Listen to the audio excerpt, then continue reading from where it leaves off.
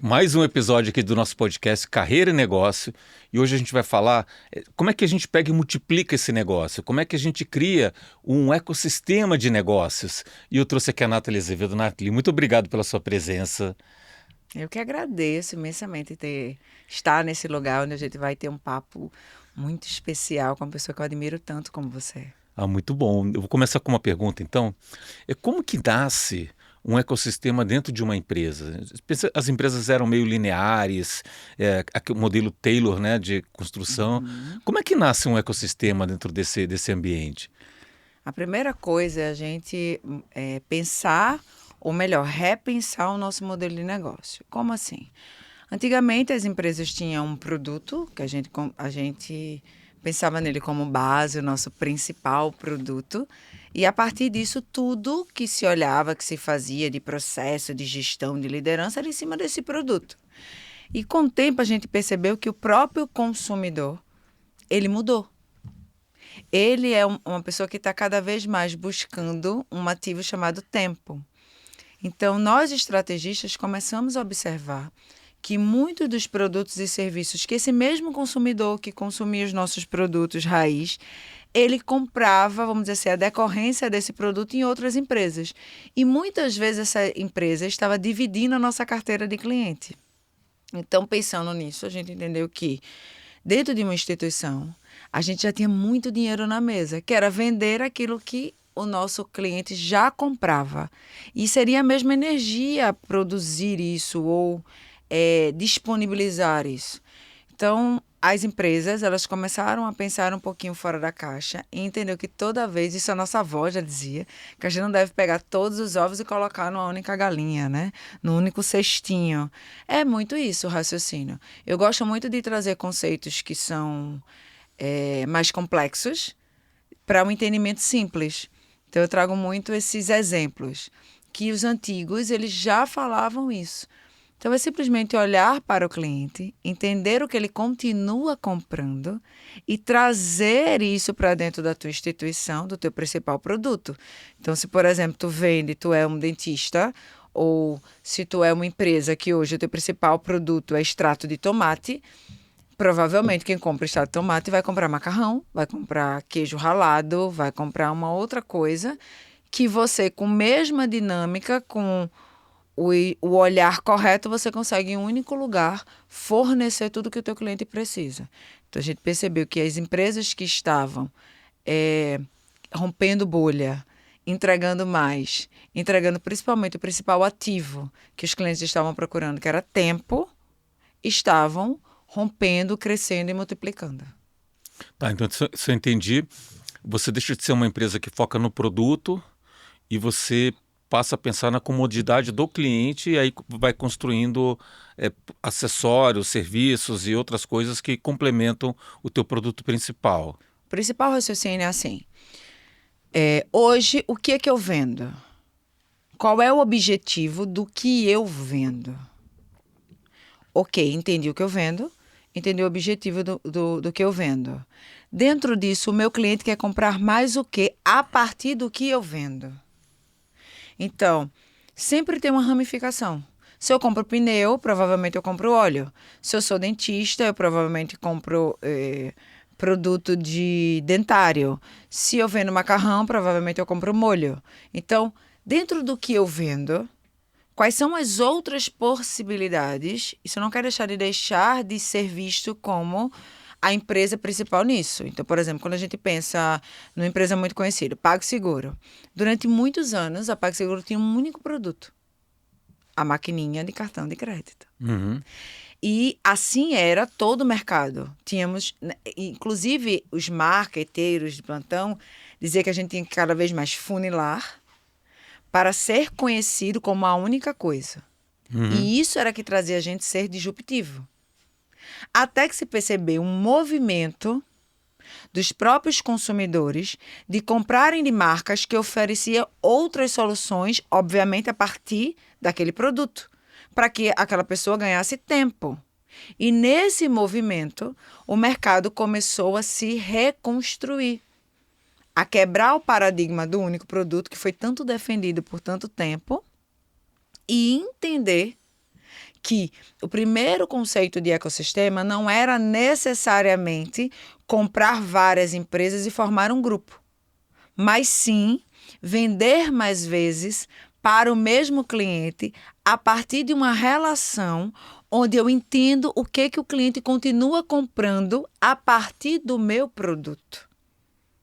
E aí eu consigo vender mais para o mesmo cliente, consigo fidelizar esse cliente, consigo aumentar a minha esteira de produtos e serviços e esse cliente se torna fã.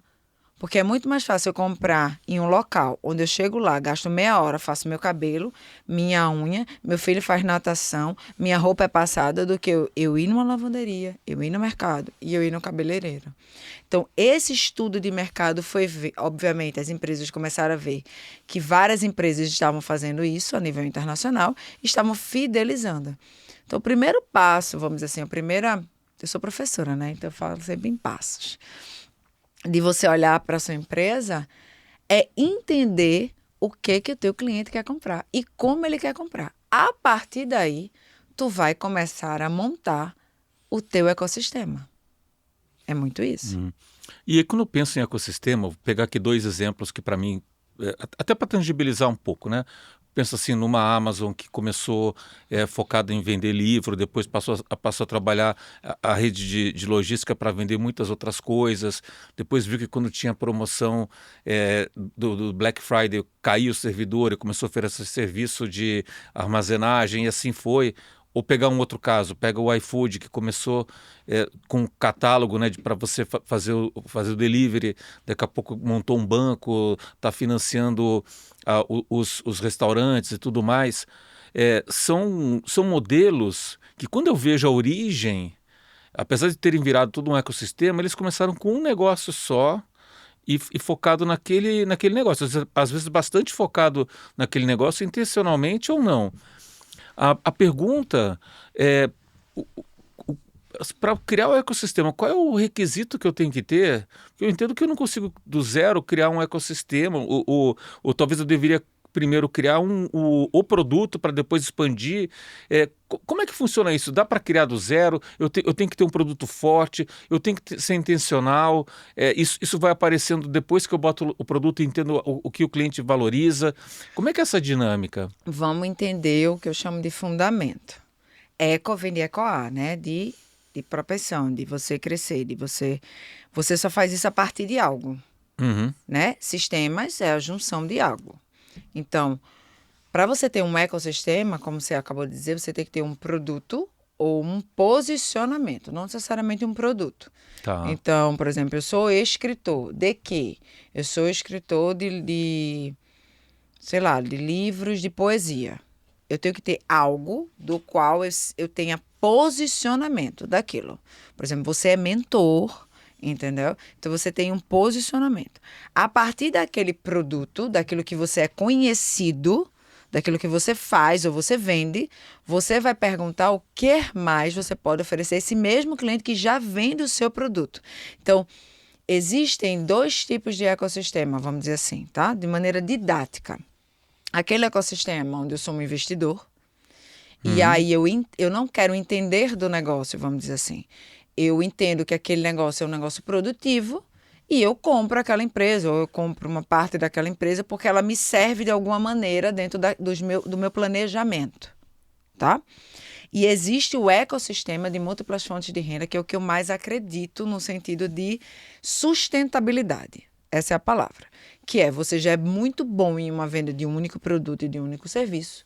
E você, a partir da demanda do seu comprador, você cria estratégias para aumentar a tua produção, para aumentar o teu leque de oferecimento para esse cliente. Porque a gente sabe que é 5 vezes mais barato vender para o mesmo cliente. E essa questão de vender para o mesmo cliente vem muito da fidelização, de saber o que ele quer comprar. Então, a partir de um produto de origem ou de um serviço de origem que você já é bom, você já faz, você já é conhecido no mercado por isso, você cria soluções. Então, ecossistema é algo que ecoa a partir de um produto e serviço ou a partir de uma solução, tá? Não tem como criar um ecossistema do nada. Um ecossistema ele é criado a partir de uma dificuldade ou de uma solução, vamos dizer assim, para buscar solução de algo. Então, você falou do iFood. O iFood, ele nasce com o propósito da rapidez de levar comida, tá. A partir disso, ele entendeu que aquele cliente que já comprava dele tinha outras necessidades. E aí a gente pensa, por que não? Né? É muito isso. Então, aquele cliente que quer a facilidade da alimentação chegar rápida, chegar em casa, ele também gostaria dessa mesma facilidade para ele comprar farmácia, né? Medicamento, para ele comprar coisa de mercado. Aí ele pensa, é a mesma energia. Isso é um exemplo claro de um ecossistema com múltiplas fontes de renda. Ou seja, futuramente ele pode comprar um banco, ele comprou, mas assim, ele pode uma série de coisas. Mas inicialmente, para qualquer, eu digo assim, muito tranquilo, para qualquer empresário hoje que queira, pode montar seu ecossistema sem precisar comprar novas empresas. Não, é só plugar no movimento certo. A Amazon é outro exemplo disso. Você está falando assim que pode ter um modelo onde o cara tem capital e investe em diversos negócios com maior sinergia, menor sinergia, onde você poderia até falar, olha, é múltiplo negócio. Isso. E olha, na hora que eu tenho um propósito, eu sei o que o cliente precisa, e eu começo a plugar serviços complementares que são sinérgicos à necessidade do cliente, aí eu crio de fato um ecossistema, né? Isso. E quando que uma empresa está pronta para começar a montar seu ecossistema? Eu entendo que essa empresa ela tem que ter algum tipo de solidez, ela tem que ter algum tipo de maturidade. Qual é o momento? Assim, o cara que... quando que ele fala, bom, agora está na hora de eu montar meu ecossistema? Quando ele começa a ouvir. A partir do momento que o empresário ele para com o ego dele de achar que ele é o dono da verdade e ele começa a entender que ele precisa ouvir o cliente dele, porque é o cliente dele que vai dizer qual é a hora de expansão. Como assim, Nathalie? Vou trazer de novo para a minha realidade. PagSeguro. Meu principal produto, sou uma empresa bilionária, maior empresa de meio de pagamento do Brasil. Ok. Meu principal produto é venda de maquininha. Ok. Estava confortável? Estava. Até o momento que o cliente disse, não quero mais comprar dessa forma. Não quero pagar taxas tão altas. Não quero mais ter um banco para receber e um processador, né? Uma adquirência. Então, quem vai dizer qual é o momento de rever o modelo de negócio, qual é o momento de fazer novas parcerias, é o seu cliente. E qual é a diferença de um empresário que cresce e de um empresário estagnado? Porque o que cresce, ele está ouvindo sempre o cliente dele. Ele não vai sair do operacional. Ele vai sempre entender os processos dele. Ele vai sempre entender o que o cliente quer comprar. Só que várias empresas, principalmente empresas que já têm um big de um tamanho, eles esquecem de ouvir, na prepotência egóica dele, de ouvir o seu cliente. E acha que tem o melhor produto e o melhor serviço. E aí a gente viu Kodak, Nokia indo de ladeira abaixo. Então, aquele empresário que entende que ele não pode sair do operacional, que ele precisa ouvir o seu cliente, óbvio que tem vários instrumentos para isso, mas que é o cliente que vai dizer a ele o próximo passo. Porque é muito melhor você já dar o próximo passo sabendo que tem um público comprador do que você ir fazer um teste. Então, nada melhor quando as pessoas me perguntam, Nath, como foi que mais de 700 empresas você fez rapidamente elas se reestruturarem? Por exemplo, eu ouvi. Porque a gente quer sempre trazer aspectos muito complicados. A gente gosta de falar muito complicado. Mas quando a gente entende que é só ouvir, que o cliente vai dizer o que ele está comprando. Ele vai dizer por que ele não está comprando ainda de você. Ele vai dizer por que ele não continua comprando de você. Se você ouve, você ajusta o seu processo e faz uma estratégia para isso. Nath, isso está muito simplista. Não, isso é simples. Não é simplista. Você precisa saber como o seu cliente quer comprar de você. E às vezes o como o seu cliente quer comprar de você não é a maneira como você está vendo o vizinho vender. Ou da forma disruptiva que as pessoas estão fazendo. Então, esse é o momento de expandir. Esse é o momento de refazer ou de validar ou de calibrar o teu modelo de negócio. Porque quando a gente fala de ecossistema, a gente está falando de um passo atrás, do seu modelo de negócio. Porque a gente só pode ecoar se a gente entende o modelo de negócio. Então, se o meu modelo de negócio é um modelo de negócio centrado no cliente, se o meu modelo de negócio é um modelo de negócio disruptivo, é um modelo analítico, é um modelo onde eu escuto, isso está dentro, está impregnado dos meus valores. Se você fizer uma análise, a gente acabou de fazer isso no nosso Mastermind, das 20 maiores empresas, você vai ver que os modelos de negócio, quando você chegar na parte de valores, de percepção do mundo, eles são muito próximos. Ou seja, está atento ao que está acontecendo. A gente sabe que existe um movimento que a cada 7 anos, mais ou menos, eu acredito que isso esteja menor, mas o estudo mostra, né, que a cada 7 anos o comprador, né, o cliente, ele muda a forma de comprar. Né? Então, se você está ligado nisso, você está numa cultura antifrágil. Você está ligado que vai vir uma onda aí, e aí você não pega a espuma da onda. Você não fica olhando para o seu vizinho para saber o que o seu vizinho está fazendo e precificar o seu produto. Você já pega a crista da onda. Então, é muito sobre isso. É voltar para o operacional, no sentido de ouvir o seu cliente. A partir dessa escuta, rever o seu modelo de negócio. Porque é nesse rever seu modelo de negócio, a partir da escuta do cliente, que o seu cliente vai dizer, olha, está na hora de expandir. Está na hora de trazer novas soluções.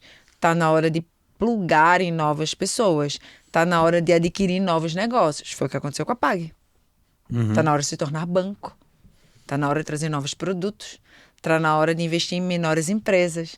Está na hora de prospectar representantes de uma maneira diferente. Quem foi que disse isso? O cliente. É o cliente que vai dizer isso a você. Eu acho legal, assim, a gente trazer esses exemplos. Falamos de iFood, falamos da Amazon, PagSeguro, PagBank, né? Mas são casos muito grandes. Eu entendi de você que esse conceito de ecossistema eu posso aplicar numa empresa menor também. Você consegue trazer assim, algum exemplo de um cliente, de um mentorado que tinha uma empresa menor, assim, mais próxima da nossa realidade e que ele começou a criar todo um ecossistema? Vou trazer um exemplo. A mentoria Guiar, ela surgiu para pequenos e médios empresários, né? Empreendedores e empresários. Por quê? Porque eu entendi que, como você falou, é muito fácil a gente falar de grandes empresas. Eu vim de grandes empresas, mas eu estruturei desde pipoqueiro a multinacionais. Eu vou te trazer o exemplo do pipoqueiro. Tá bom. Tá? Então, o pipoqueiro procurou a gente há muito tempo atrás para adquirir uma maquininha. Na época, era uma maquininha desse tamanho que pegava por celular. A partir dali, ele começou a crescer um negocinho dele de pipoca e a gente chamou ele para participar da Sou Mais Academy, que é uma estrutura que nós temos, onde a gente gratuitamente fala sobre liderança, sobre gestão, sobre CRM, mais em conta, vamos dizer assim, por microempreendedor, enfim. Ele entrou nisso. E aí ele aprendeu a ser representante. E a gente falou, olha, nós da Sou Mais, nós somos contra, não é contra a palavra, mas é contra mesmo. Nós somos contra a questão de... Quando você faz uma venda, como é que chama? Esqueci, me fugiu a palavra. Comissão única. Tá. Isso há anos atrás, mais de 10 anos atrás. Nós acreditamos na comissão recorrente. Porque a gente já tinha validado um modelo de negócio, eu e meu marido, de que quando o cara tem... Isso hoje se fala muito em recorrência, mas há 10, 15 anos atrás não se falava. Quando o cara ganha recorrentemente, eu mato o coelho com uma cajadada só. Por quê? Porque ele vende e ele quer manter aquele cliente. Então, eu não tenho custo para manter esse cliente. E aí... entendendo dessa forma, eu falei, olha, você não quer ser representante, você não tem custo para ser representante. Você entra e você consegue colocar maquininhas em outros pipoqueiros, e na padaria que você frequenta, no salão que a sua esposa faz a unha, enfim, em outros comércios. E aí, cada maquininha dessa, você ganha o valor da compra da maquininha e você ganha recorrentemente enquanto aquela maquininha estiver transacionando. Ele achou isso muito legal. E a partir disso ele começou a crescer. Ou seja, o ecossistema dele era vendedor de pipoca. Agora, ele, a partir da pipoca, ele entendeu que um produto que ele usava, ele poderia disponibilizar para outros vendedores de pipoca e conseguir rentabilizar com isso. Primeiro passo para montar o ecossistema. Possibilidade de negócio. E aí ele começou. E aí ele começou a ver que a pipoca já não era lá grandes coisas. Que ele conseguiria tirar 2, 5, até 10 mil recorrentemente por ter colocado essas máquinas. E ele começou a gostar disso. A partir do momento que ele começou a crescer, ele quis colocar colaboradores. Então, ele precisava de uma outra estrutura para colocar colaboradores. Então, a gente começou a ceder para ele uma estrutura de CRM, para fazer atendimento ao cliente, ele entender sobre gestão. E aí, ele entendeu que esses clientes que se tornaram os representantes dele, entendeu? Eles também precisavam dessa estrutura. Então, ele começou a abrir um braço que ele ganhava comissão recorrente por todos esses novos clientes que ele trazia para a estrutura educacional. E ele começou a montar redes. E a partir disso ele precisou de visto, depois ele viajou, aí hoje ele já precisa de conselho empresarial, ele, inclusive ele é uma pessoa bem conhecida, né? Então, montar um ecossistema, mesmo que você seja uma pessoa que venda brigadeiro, é o simples fato de você sair da inércia de eu preciso vender, vender, vender e ouvir o seu entorno. O que eu consumo? Eu consumo, vou vender brigadeiro, eu consumo chocolate. Quais são as empresas que vendem esse chocolate? Será que se eu revender esse chocolate para outras pessoas que também fazem brigadeiro, eu não consigo um custo mais baixo porque eu aumentei o meu volume de compra e consigo ganhar de um lado e ganhar do outro? E é ali que começa o raciocínio de ecossistema. Porque o que é que eu já consumo, o que é que eu já faço e como a partir do que eu faço eu posso melhorar a minha comunidade. Isso vai aumentar um volume transacionado. Eu estou fazendo isso agora com um dentista. Aumentar o volume transacionado, ou seja, eu vou comprar mais barato e eu ganho nas duas pontas. Eu estou entendendo que a vantagem assim, do ecossistema é que você cria novos canais de venda, né?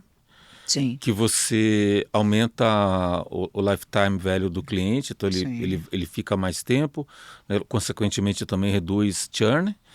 E você tem um negócio como um todo mais resiliente, porque se um dos modelos não estiver performando tão bem ou estiver entrando em obsolescência por algum motivo, os outros seguram as pontas e você está sempre com mais coisas funcionando e oferecendo, né? Isso, exatamente isso. E tem um número assim mínimo de negócios? A gente falou que 2 negócios, 3 negócios já é um ecossistema. Qual o número de negócios para porque eco me soa que são vários, né? Como é que funciona isso? Se eu sou o pipoqueiro do exemplo que você deu, e eu já montar um negócio de ser quase que um correspondente bancário para oferecer o POS. Isso aí eu posso às vezes só fazer isso e no final deixar a pipoca de lado e focar só no outro negócio, né? Como que se é que tem uma dinâmica, né? E quando que configura de fato o ecossistema? Você e seus sócios têm um ecossistema imenso, né? Eu tenho um ecossistema com 138 agora empresas. É muito sobre o que você entende do negócio. Quando o mentorado, por exemplo, ele chega para mim para perguntar, Nathalie, expando para esse lado, eu falo, olha, esse lado vai agregar o teu produto, o teu serviço? É algo que está dentro do teu planejamento? Você hoje tem energia para esse novo braço? Porque se você não tem, não faça. Então, o tamanho do ecossistema, O tamanho do seu ecossistema, do meu ecossistema, de quem está nos ouvindo, é de acordo com a quantidade de energia que ele tem, do saco que ele tem para poder ouvir e das múltiplas possibilidades que esse ecossistema vai dar para ele. Porque existem ecossistemas de expansão onde cada vez mais eu vejo que a gente é plural. Por exemplo, Nath. Como assim, Nath? Eu sou psicóloga, sou fitoterapeuta, sou sexóloga, né? Então, assim, dentro de cada universo desse, eu posso expandir, porque eu tenho um mínimo de know-how. O que eu tenho um certo receio é quando a gente fala de expansão em algo que eu não tenho o menor know-how. Se eu tenho um sócio que tem esse know-how, por exemplo, a gente vê muito isso assim como ecossistemas que a gente conhece, que o cara não sabe absolutamente nada de construtora, mas tem um mentorado, que é muito conhecido, uma pessoa que você já conhece a empresa, você já conhece o processo, você já conhece uma série de coisas daquela pessoa, e aí ele fala, dentro do meu, é bem importante entender isso, dentro do meu público, precisa de construtor. Aí eu pego dentro do meu ecossistema e monto uma nova empresa. Eu tenho o know-how dessa nova empresa? Não, mas eu fiz associação com alguém que já está no meu ecossistema de uma demanda de quem? Do meu cliente. Então, se você for olhar os grandes ecossistemas estruturados, é sempre sobre demanda. O empresário ele não tem mais tempo de ficar brincando no escuro de roleta russa. Então, é sempre sobre demanda. Eu faço muito isso na minha mentoria, por exemplo. Então, eu estou com uma demanda específica, aí eu tenho uma pessoa que é audiovisual dentro da minha mentoria. E eu entendo que audiovisual é algo que os meus mentorados precisam. Eu não tenho know-how de audiovisual, mas eu pego um mentorado meu, monto uma empresa, uma nova empresa, para atender quem? O meu público. É algo que já está de uma demanda latente. A gente viu isso acontecer na nossa mentoria. Né? Quantas coisas eles estão expandindo, né? Então, que eles não têm know-how, mas eles têm a necessidade do público dele. Então, falar de ecossistema é sempre sobre ecoar da demanda do seu público.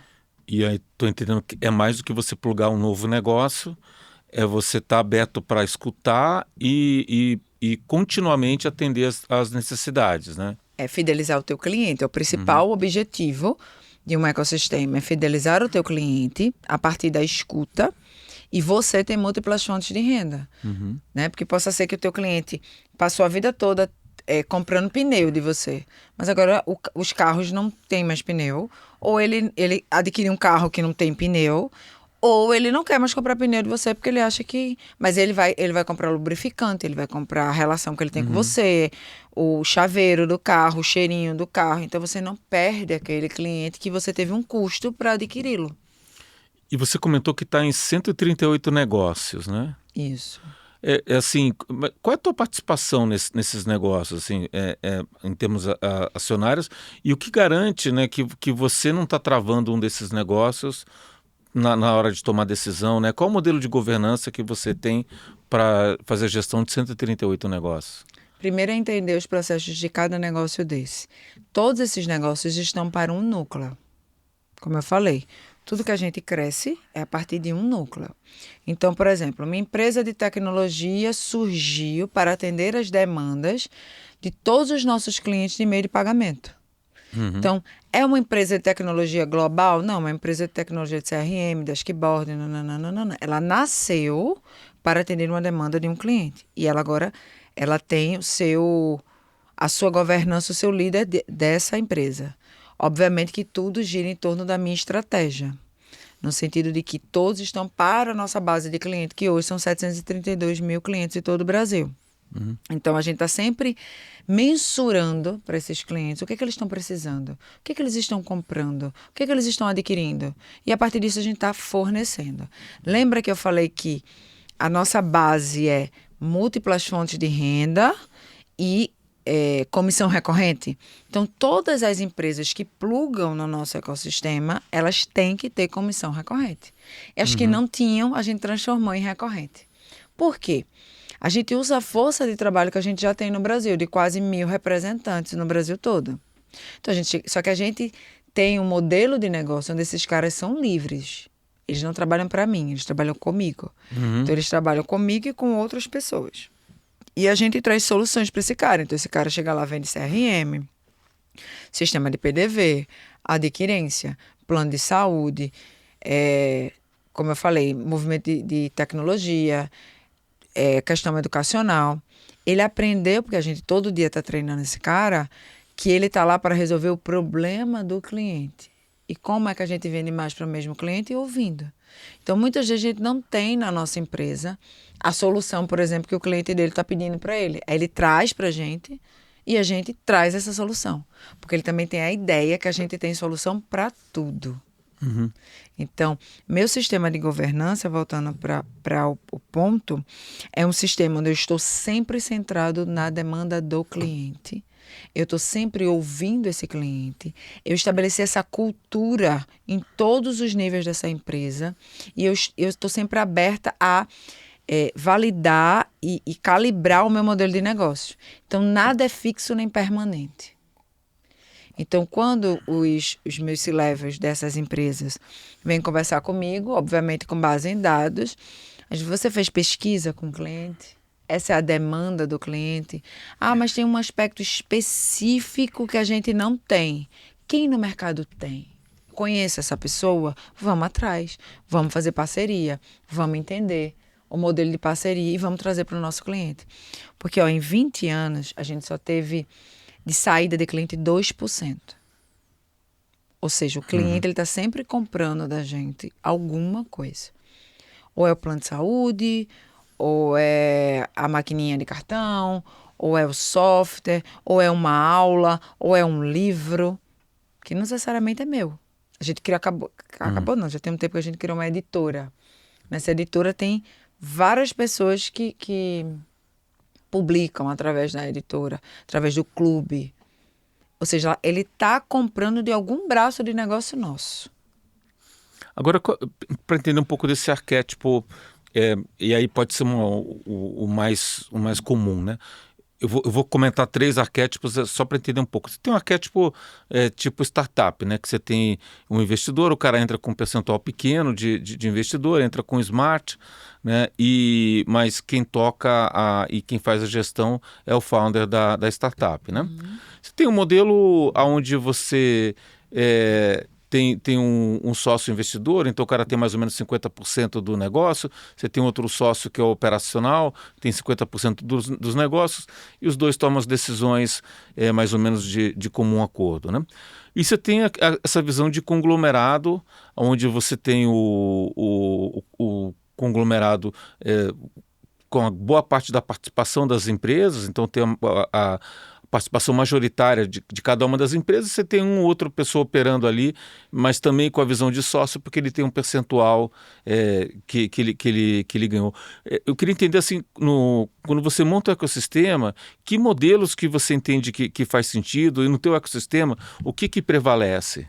Então, o modelo, os 3 para mim funcionam, tá? Eu tenho os 3 modelos atuando, e é muito sobre a demanda do meu produto, enquanto isso fala do meu know-how. Por exemplo, diretamente onde eu sou 100% dona, a gente tem hoje, acho que 8 empresas, se eu não me engano, 10 empresas, que são assim, que literalmente elas alimentam os meus clientes. Seria o core, né? Então a gente tem 3 empresas de meio de pagamento, a gente tem a editora, a empresa educacional, a mentoria, a gente tem empresa digital, de tecnologia. Então, são empresas que eu vou dizer assim, fundantes. Tá? Essa nós somos 100%, não quero sócio, a não ser meu marido. Porque essa mexe todos os meus ponteiros. A partir delas, a gente tem diversas empresas que a gente tem parcerias. Tá? Ou porque elas nos fornecem produtos, tá? E a gente troca pelo know-how que a gente tem, a gente usa toda a nossa massa de trabalho, ou porque a gente vai entrar nessas empresas para fazer acontecer.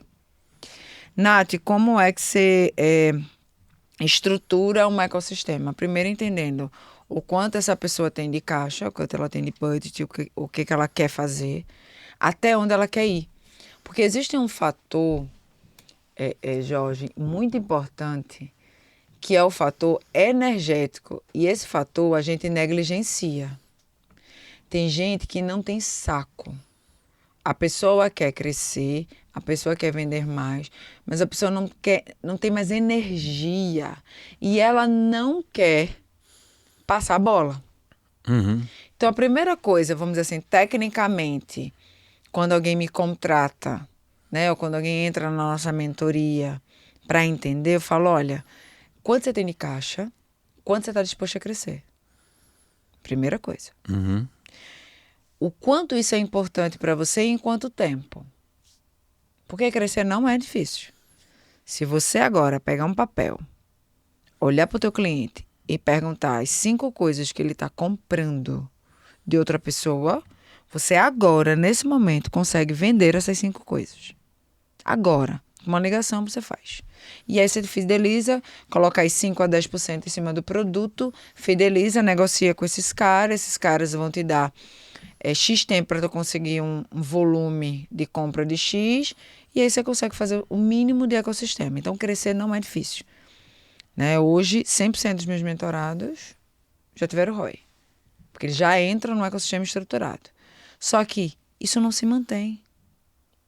É necessário você desenvolver uma cultura disruptiva, uma cultura antifrágil, uma cultura onde você a todo momento está ouvindo esse cliente. Porque novos produtos vão vir, novos serviços vão acontecer.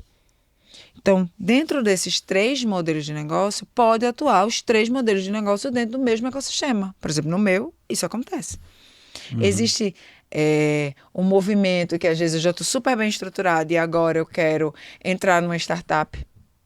Uhum. Eu digo, ó, vou entrar aqui e vou dizer assim, ó, isso aqui tá errado, vem por aqui, tira isso daqui, diminui o custo aqui e vou sair. Beleza? Uhum. Beleza. Me dá aí 10, 15, 20, 30% da startup. Vou participar só do conselho. Tudo bem. Teve empresas que agora eu acabei de comprar a Gespag. A Gespag foi uma empresa que eu fui CEO dela durante 5 anos. Ou seja, não era minha, era de um grupo. E esse grupo tinha me trazido, porque eu tenho um know-how em meio de pagamento. Eu sou a única mulher, agora não mais, mas durante 11 anos eu fui a única mulher CEO em meio de pagamento. Eu sempre trabalhei com homens e era um cenário que não tinha mulher. E aí essa empresa me trouxe, esse grupo de advogados. Eles hoje moram em Portugal, eles queriam que eu tomasse conta desse braço, que era uma nova possibilidade que eles estavam surgindo de modelo de negócio. E eu passei 5 anos CEO dessa empresa. Então, ou seja, foi uma empresa que eu entrei e comprei. Comprei ela 100%. Ela é 100% nossa, a minha e do meu esposo. Então, é um outro modelo de negócio. Uhum. Já teve empresa que eu comecei como estruturadora. E aí eu falei, e no meio do caminho a pessoa disse, olha, o negócio é muito bom, continua onde você tá, eu vou te dar 50% do negócio, e aí tu vai fazer crescer X, e a gente divide isso. Eu falei, tranquilo. Isso aparece, hoje em dia eu não tenho muita, eu não tenho nem tempo mais, mas quando eu era mais mocinha, eu adorava esse modelo. Porque durante a minha vida toda eu reestruturei a empresa. Uhum. Então, vamos dizer assim, tua empresa já estava ruim, tu diz, ó, entra aqui e conserta. O que tu melhorar, 50% é teu. E nisso eu me tornei dona de diversas empresas dessa forma, reestruturei, fiz a empresa crescer e depois vendi. Então, eu gosto desse jogo. Hoje, como eu falei, o jogo que eu mais gosto é de montar ecossistema. Nath, mas montar ecossistema em que modelo? No modelo que o olhar daquele fundante do ecossistema tiver. Tem o olhar mais prático, o olhar investidor, entende? E o olhar que, Nath, eu quero ter um monte de empresa. A gente vai montar de acordo com o meu cliente. Então, hoje a gente, dentro do meu, falando de mim, a gente tem todo tipo. A gente tem um modelo de mentorado meu que é super startup, assim. Ele é um cara que inclusive ele é um dos investidores. Tem modelo que é super tradicional, de médicos que estão na nossa mentoria. Não quero sócio. Quero expandir, mas eu quero totalmente nuclear. Tem que, não, até 30% eu topo. Aí eu vou criar a partir da expectativa dele. E aí, voltando pegar um pouco do teu exemplo, né? Então, quando você fala assim, 138 empresas, você tendo algum tipo de participação, assim, estatisticamente vai ter sempre uma outra dando problema, porque faz parte, né? Sim. Muda a coisa, estou falando de processo, pessoas, mercado. Como é que você lida com essa pressão, né? De ter que entregar resultado, todas essas empresas? Qual o modelo que está por detrás ali? O modelo é de uma mulher nordestina, mãe de uma penca de filha, e que não tem tempo para perder. Então, eu aprendi muito com Lázaro, que ele dizia muito: contrate devagar e demita rápido, né? Uhum, Então, assim, tem uma empresa dando problema, bota teu tênis, vai lá resolver. CEO não é cargo, não é, como é que minha mãe fala, poltrona fixa. Se eu tenho uma instituição que está me dando os índices, estão dizendo que ela não está indo bem, e todos os processos da empresa sou eu que faço, tá? Eu que acompanho, faço questão, até porque durante muito tempo eu tive mentoria de processo empresarial. Não está dando, o que é que eu faço? Eu vou lá investigar o que é que está acontecendo. É hora de vender? É hora de ajustar para vender? É hora de comprar toda? Chega um momento na Gespag que eu digo, ou ela é toda minha, ou eu não quero mais. Porque vocês estão atrapalhando o evoluir do negócio. Toda vez que eu tenho que reportar vocês e preciso escutar do conselho esse retorno, eu perco o time. Então, tem os all-ins, né? uhum, De você entender. Uma empresa começou a não dar resultado. É o quê? É a sazonalidade do negócio? Isso foi mapeado? Vamos dar uma atenção maior. Um filho que está doente, você para o que você está fazendo e você cuida do filho. Você pode ter 8, mas você cuida daquele que está doente.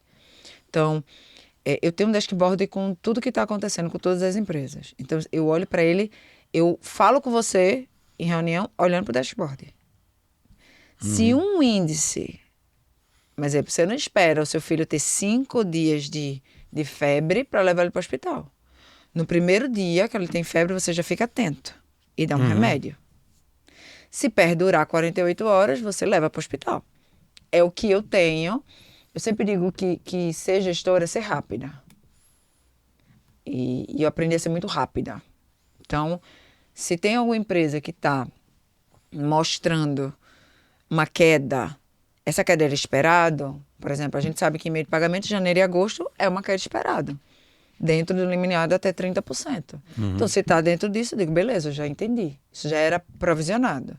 Se não é, o que está acontecendo? Aí eu vou a fundo, eu vou pesquisar, eu vou entender, eu vou ver se não é modelo de negócio, se não é pessoa, se não é processo.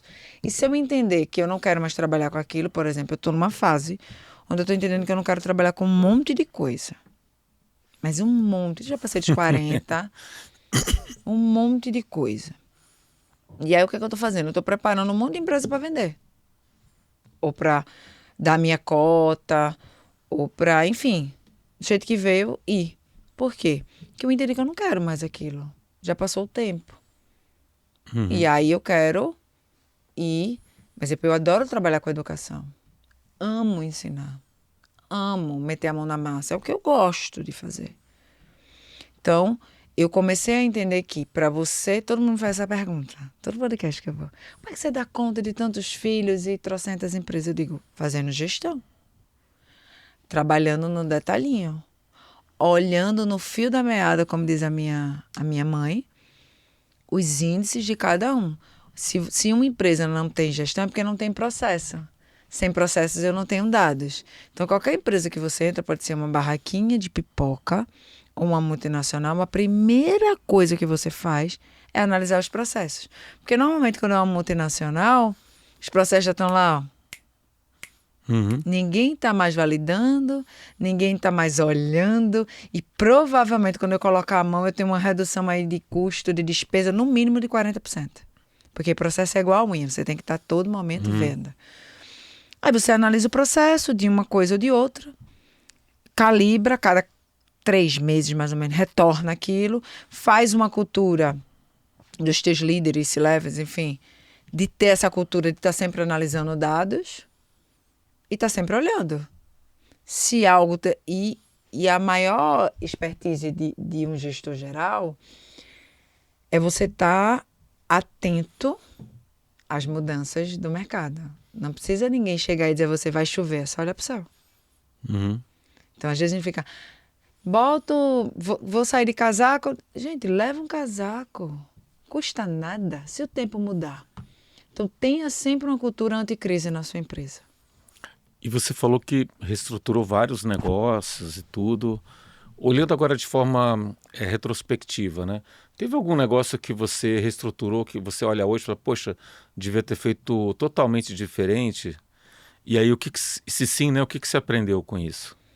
Eu aprendi que é uma Não, coisa... primeiro, qual negócio? Tá. Tem um negócio, por exemplo, uma clínica que a gente teve. Eu me formei muito cedo em psicóloga, né? Eu tenho 20 anos como psicóloga. E eu entrei na faculdade com 16 anos. Então, eu já sabia muito cedo que eu queria ser psicóloga. Uhum. E eu insistentemente mantive um espaço, né, de cuidados, sabendo que aquilo não estava dando mais certo. Durante muito tempo. Eu me formei muito cedo e... Mesmo assim, quer dizer, tiveram alguns negócios que eu deixei que a minha vaidade, o meu ego, que eu estou muito cuidado com ele hoje em dia, insistisse na prepotência de achar que todo negócio tem jeito. Eu continuo acreditando que todo negócio tem jeito, desde que ou eu troque todas as pessoas ou eu troque o modelo de negócio. Por quê? Porque muitas vezes o negócio não dá certo pelas pessoas que lá estão, ou o modelo de negócio que está errado. E, obviamente, que o modelo de negócio é constituído por pessoas e processos. Mas eu estou dizendo assim, por exemplo, no caso da Gespag. A Gespag eu demiti 70 colaboradores em 2 meses que eu estava lá. Hoje a Gespag tem 5 vezes mais o número de cliente com 20 colaboradores. Entendeu? E ela tinha mais de 100. Então, essa prepotência que durante muito tempo eu tive de achar, não, vamos tentar mais um pouquinho. Só mais um pouquinho vai dar certo. Que é o apego pelo negócio, fez quase eu quebrar várias vezes. Eu nunca cheguei a quebrar. Porque eu sempre fui muito temente a Deus. Então, vira e mexe, o Senhor só faltava gritar comigo. Dizer, meu filho, deixa de ser uma anta. Entendeu? Aí eu disse, tá, entendi. Mas durante muito tempo, eu perdi muito tempo da minha vida em negócios que, por exemplo, você chegava para estruturar, o cara não queria estruturar. Ele queria só uma mãe. Ele só queria alguém que dissesse, vai dar certo, vai dar certo. Só isso. Ele não queria reestruturar o negócio dele. E eu, insistentemente, por dizer que eu era super-herói, eu ficava naquele negócio. Entendeu? Então, eu acredito piamente que a coisa que a gente tem que estar mais atento é o nosso ego. E não é aquele ego que todo mundo conhece, de ser vaidosa. Não, não, não, não, não. É o ego de não prestar atenção no óbvio. Que é aquele ego de que você sentou na cadeira do CEO, aí você não escuta mais o cliente. É aquele ego que você acha que porque você é dono da empresa, você pode chegar às 11 horas da manhã. É aquele ego que você acha que porque você agora tem condições de comprar um relógio caro, você não dá mais bom dia para as pessoas. É esse ego que a gente tem que tomar conta. E no meu caso, o meu ego era... Eu sempre fui apaixonada pelo meu trabalho. Trabalhar é a coisa que me dá mais alegria na vida.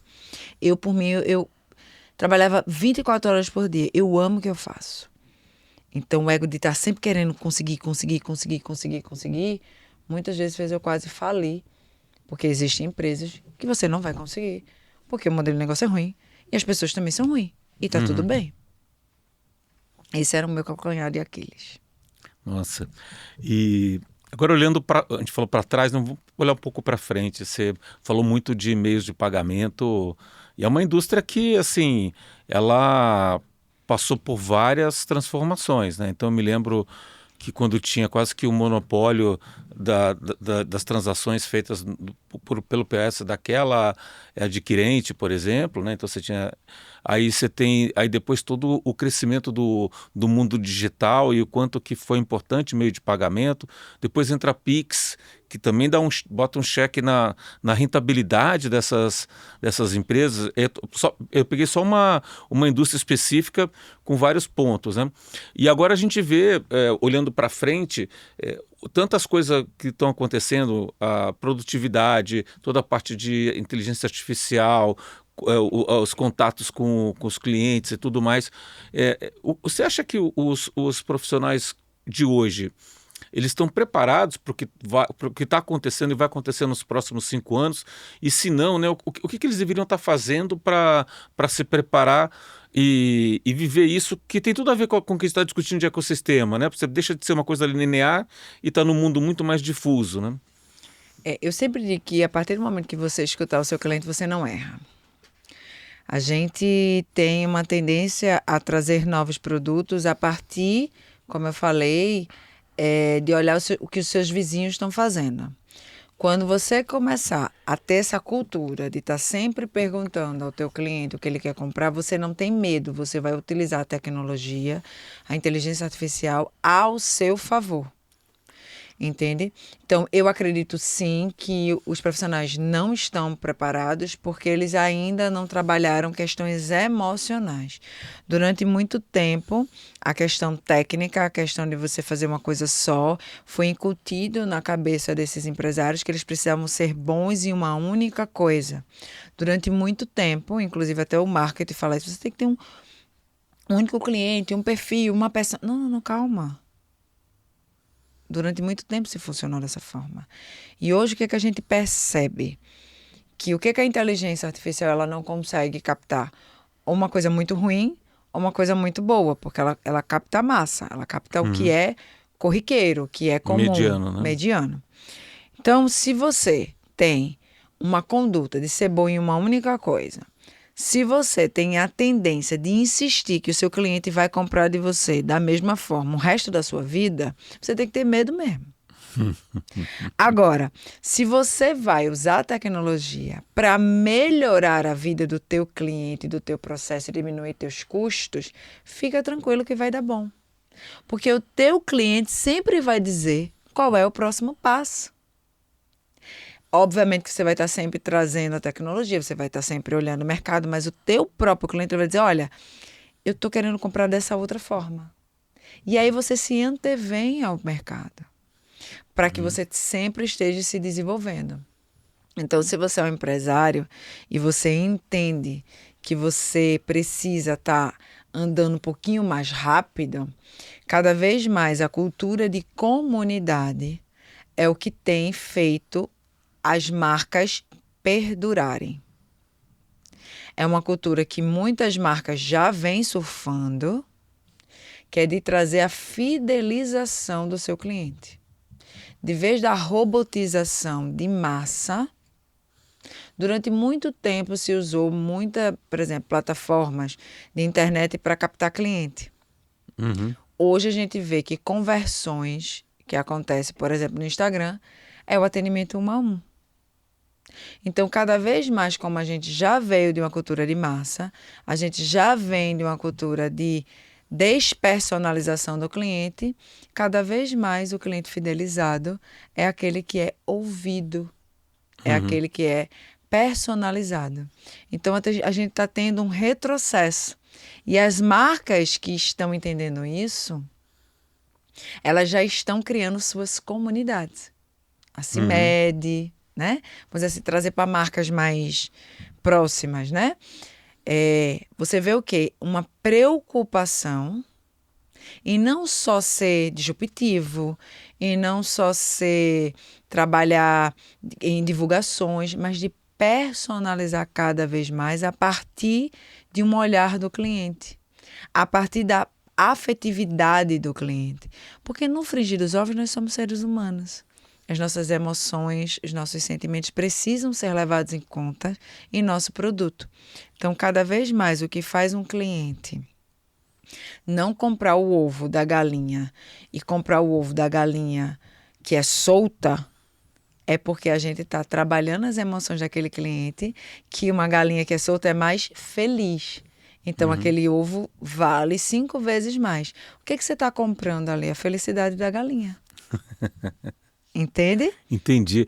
Agora, e assim, aproveitar um pouco do teu viés também de psicologia e tudo mais, porque a gente falou muito de escutar o cliente, mas o que tem que mudar na cabeça do empresário, do gestor, para ele estar suscetível a ouvir mais o cliente, perceber o mundo de uma forma diferente? Primeiro, ele entender que não é tratar os outros como ele gostaria de ser tratado.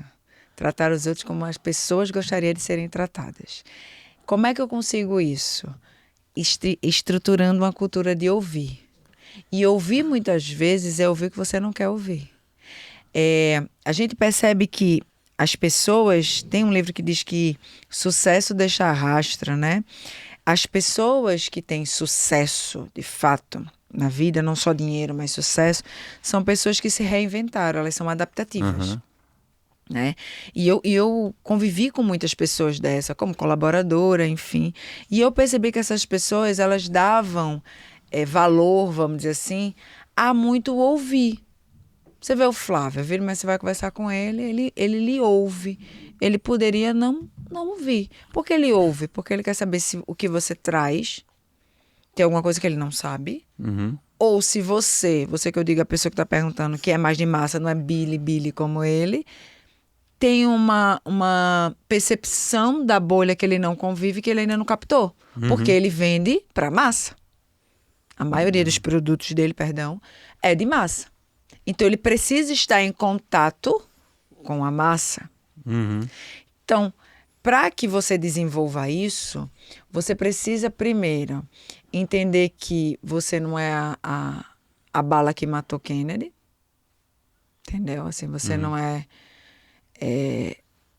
melhor, você provavelmente pegou um aspecto e você entendeu esse aspecto melhor do que a maioria da comunidade. Você precisa entender que seu maior cliente são os seus colaboradores, porque se você consegue estabelecer uma cultura de fãs dentro da sua empresa, eles reverberam isso para o teu cliente. Então, olhe os teus colaboradores como cliente, ou seja, como aqueles que compram a tua empresa. E entre numa análise, porque é sempre bom trabalhar suas crenças, romper. Porque o que eu vejo muito assim, por exemplo, eu estava ouvindo o Tiago Brunet, ele falou que ele durante muito tempo foi coach, né, empresarial. E aí tinha um rapaz muito, muito, muito rico, muito conhecido, que ele toda vez que entrava na sessão de coach, fazia questão de mostrar ao Tiago Brunet o sapato. Eu digo, mas por que esse homem, ele mostra tanto sapato? Não estou entendendo. E eram sapatos caríssimos, né? Só que aí Tiago Brunet lembrou da infância dele, que ele estudava numa escola que era a única coisa que o pai podia dar, uma escola muito popular, e ele usava um tipo de sapato e as pessoas usavam outros. E ele se envergonhava muito do tênis dele. Então, ele percebeu que isso foi um trauma que durante muito tempo ele teve. E aí ele perguntou, rapaz, me conta um pouquinho da tua origem na tua escola, como era. Ele falou, eu estudava numa escola de pessoas que tinham condições e eu não tinha sapato. Então, ele entendeu. Isso fez com que esse cara fosse transformado a partir dessa sessão e ele pudesse ressignificar essa compra de sapatos. Isso foi um exemplo muito superficial, mas para a gente entender que muitas vezes o nosso ego, ou a nossa falta de percepção, ou a nossa falta de comunicação, ou a nossa dificuldade de lidar com os nossos clientes tem a ver com os nossos traumas. E a gente não pode negligenciar isso. Vários estudos já demonstram que um CEO, né, um C-level, enfim, o nome que quiser dar nessa sessão, o que toca o bumbo da empresa, que trabalha as suas emoções, ele vende mais, a empresa é mais produtiva, os colaboradores são mais produtivos, ele se reinventa mais rápido, ele é mais adaptativo. Então, a primeira coisa, cuide de você. Como é que você vai cuidar de uma instituição de várias pessoas se você está cheio de trauma? Muito bom, né? O autoconhecimento, né? É isso. Isso aí. Olha, eu sempre, quando eu dou um presente, né, pro que o participante do podcast, aí quando você fala, tem todos esses livros, eu quero todos e tal, eu vou providenciar, né, mas aí depois você acabou escolhendo para ganhar hoje o Guia do Executivo Demitido, Obrigada, né? meu irmão. Ele Deus te conta um pouco da abençoe. história dessa, bem do público aqui do podcast, que é a transição de carreira, né? O fim de um ciclo corporativo e depois você se reinventar, né? E para mim, eu até falei, olha, esse foi o melhor, pior ano da minha vida. Foi abrir um monte de ponto cego. Falei, poxa, deixa eu me reinventar e fazer coisas diferentes. E eu tô aqui hoje por causa disso, né? Então, O empresário, ele é isso, né? Ele está sempre se reinventando. Muito grata, eu quero muito ler, né? Como eu falei para você, um dos seus livros eu já era super fã sem nem saber, né? Então, assim, muito, muito grata. Acho que você tem uma história que precisa ser contada. E publicamente eu quero convidar você por Fala CEO, o nosso podcast, que vai ser uma honra lhe ter. E saber da história do mar. tá bom. Por favor. Perfeito. A história do mar é que eu fiquei 2 dias perdido no mar. E aí depois eu até escrevi o livro, falei, o pessoal pergunta, eu já entrego o livro e pronto, não tem que ficar contando. Mas vamos sim, vamos sim. Tem muito aprendizado, inclusive de transformação, né? Transformação de você viver o que você não consegue controlar, Isso. né? E eu até comentei no outro podcast, quando o avião está caindo, todo mundo vira religioso. Né? Então é uma transformação espiritual, na verdade. Feliz, feliz demais de estar aqui. Muito bom, muito bom. Gente, vocês gostaram dessa conversa? Vocês precisam de implementar. Se vocês não têm um ecossistema no teu negócio, compartilha esse episódio, segue a gente no canal. E, de novo, muito obrigado. Gratidão. Última pergunta, quem quiser te procurar, e quais são as redes, como é que te encontra? Nathalie Azevedo, com 2 L's e um Y, em todas as redes. A gente está em todos os Perfeito. canais. Muito bom, muito obrigado. Até a próxima.